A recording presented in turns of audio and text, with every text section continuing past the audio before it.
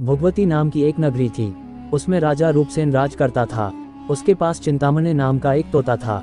एक दिन राजा ने उससे पूछा, हमारा ब्याह किसके साथ होगा? तोते ने कहा, मगध देश के राजा की बेटी चंद्रावती के साथ होगा। राजा ने ज्योतिषी को बुलाकर पूछा तो उसने भी यही कहा। उधर मगध देश की राजकन्या के पास एक मैना थी। उसका नाम था मदन मंजरी।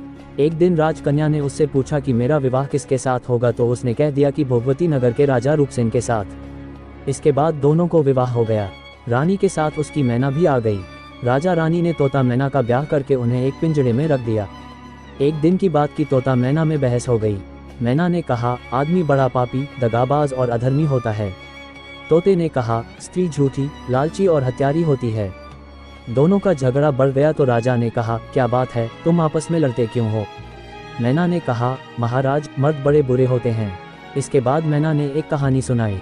इलापुर नगर में महाधन नाम का एक सेठ रहता था। विवाह के बहुत दिनों के बाद उसके घर एक लड़का पैदा हुआ। सेठ ने उसका बड़ी अच्छी तरह से लालन पालन किया, पर लड़का बड़ा होकर जुआ खेलने लगा। इस बीच सेठ मर गया। लड़के ने अपना सारा धन जुए में खो दिया। जब पास में कुछ न बचा तो वह नगर छोड़कर चंद्रपुरी नामक नगरी में जा पहुंचा। वहां हेमगुप्त नाम का साहूकार रहता था। उसके पास जाकर उसने अपने पिता का परिचय दिया और कहा कि मैं जहाज लेकर सौदागरी करने गया था। माल बेचा, धन कमाया, लेकिन लौटते में समुद्र में ऐसा तूफान आया कि जहाज डूब गया और मैं जैसे तैसे बचकर यहाँ आ गया। उस सेठ के एक लड़की थी रत्नावती। सेठ को बड़ी खुशी हुई कि घर बैठे इतना अच्छा लड़का मिल गया। उसने उस लड़के को अपने घर में रख लिया और कुछ दिन बाद अपनी लड़की से उसका ब्याह कर दिया। दोनों वहीं रहने लगे। अंत में एक दिन वहां से विदा हुए। सेठ ने बहुत सा धन दिया और एक दासी को उनके साथ भेज दिया। रास्ते में एक जंगल पड़ता था। वहां आकर लड़के ने स्त्री से कहा, यहाँ बहुत डर है, तुम अपने गहने उतारकर मेरी कमर में बांध दो। लड़की ने ऐसा ही किया। इसके बाद लड़के ने कहारों को धन देकर डोले को वापस करा दिया और दासी को मारकर कुएं में डाल दिया। फिर स्त्री को भी कुएं में पटक कर आगे बढ़ गया। स्त्री रोने लगी। एक मुसाफिर उधर जा रहा था। जंगल में रोने की आवाज सुनकर वह वहां आया, उसे कुएं से निकालकर उसके घर पहुंचा दिया। स्त्री ने घर जाकर माँ बाप से कह दिया कि रास्ते में चोरों ने हमारे गहने छीन लिए और दासी को मारकर मुझे कुएं में धकेलकर भाग गए। बाप ने उसे ढाढ़स बंधाया और कहा कि तू चिंता मत कर, तेरा स्वामी जीवित होगा और किसी दिन आ जाएगा। उधर वह लड़का जेवर लेकर शहर पहुंचा। उसे तो जुए की लत लगी थी। वह सारे गहने जुए में हार गया। उसकी बुरी हालत हुई तो वह ये बहाना बनाकर कि उसके लड़का हुआ है, फिर अपनी ससुराल चला। वहां पहुंचते ही सबसे पहले उसकी स्त्री मिली। वह बड़ी खुश हुई। उसने पति से कहा, आप कोई चिंता न करें, मैंने यहाँ आकर दूसरी ही बात कही है। जो कहा था वह उसने बता दिया।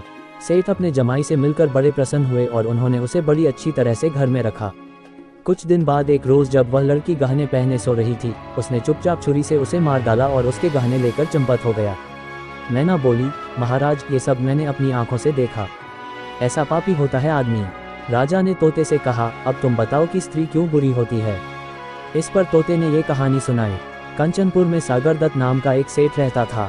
उसके श्रीदत्त नाम का एक लड़का था। वहां से कुछ दूर पर एक और नगर था, श्री विजयपुर। उसमें सोमदत्त नाम का सेठ रहता था। उसके एक लड़की थी, वह श्रीदत्त को ब्याही थी। ब्याह के बाद श्रीदत्त व्यापार करने परदेश चला गया। 12 बरस हो गए और वह न आया तो जयश्री व्याकुल होने लगी। एक दिन वह अपनी अटारी पर खड़ी थी कि एक आदमी उसे दिखाई दिया। उसे देखते ही वह उस पर मोहित हो गई। उसने उसे अपनी सखी के घर बुलवा लिया। रात होते ही वह उस सखी के घर चली जाती और रात भर वहां रहकर दिन निकलने से पहले ही लौट आती। इस तरह बहुत दिन बीत गए। इस बीच एक दिन उसका पति परदेश से लौट आया। स्त्री बड़ी दुखी हुई, अब वह क्या करे। पति हारा थका था। जल्दी ही उसकी आंख लग गई और स्त्री उठकर अपने दोस्त के पास चल दी। रास्ते में एक चोर खड़ा था। वह देखने लगा कि स्त्री कहाँ जाती है। धीरे धीरे वह सहेली के मकान पर पहुंची। चोर भी पीछे पीछे गया। संयोग से उस आदमी को सांप ने काट लिया था और वह मरा पड़ा था। स्त्री ने समझा सो रहा है। वहीं आंगन में पीपल का एक पेड़ था जिस पर एक पिशाच बैठा ये लीला देख रहा था। उसने उस आदमी के शरीर में प्रवेश करके उस स्त्री की नाक काट ली और फिर उस आदमी की देह से निकलकर पेड़ पर जा बैठा। स्त्री रोती हुई अपनी सहेली के पास गई। सहेली ने कहा कि तुम अपने पति के पास जाओ और वहां बैठकर रोने लगो। कोई पूछे तो कह देना कि पति ने नाक काट ली है। उसने ऐसा ही किया। उसका रोना सुनकर लोग इकट्ठे हो गए। आदमी जाग उठा। उसे सारा हाल मालूम हुआ तो वह बड़ा दुखी हुआ। लड़की के बाप ने कोतवाल को खबर दे दी। कोतवाल उन सबको राजा के पास ले गया। लड़की की हालत देखकर राजा को बड़ा गुस्सा आया। उसने कहा, इस आदमी को सूली पर लटका दो। वह चोर वहां खड़ा था। जब उसने देखा कि एक बेकसूर आदमी को सूली पर लटकाया जा रहा है तो उसने राजा के सामने जाकर सब हाल सच सच बता दिया। बोला, अगर मेरी बात का विश्वास न हो तो जाकर देख लीजिए, उस आदमी के मुंह में स्त्री की नाक है। राजा ने दिखवाया तो बात सच निकली। इतना कहकर तोता बोला, हे राजा, स्त्रियां ऐसी होती हैं।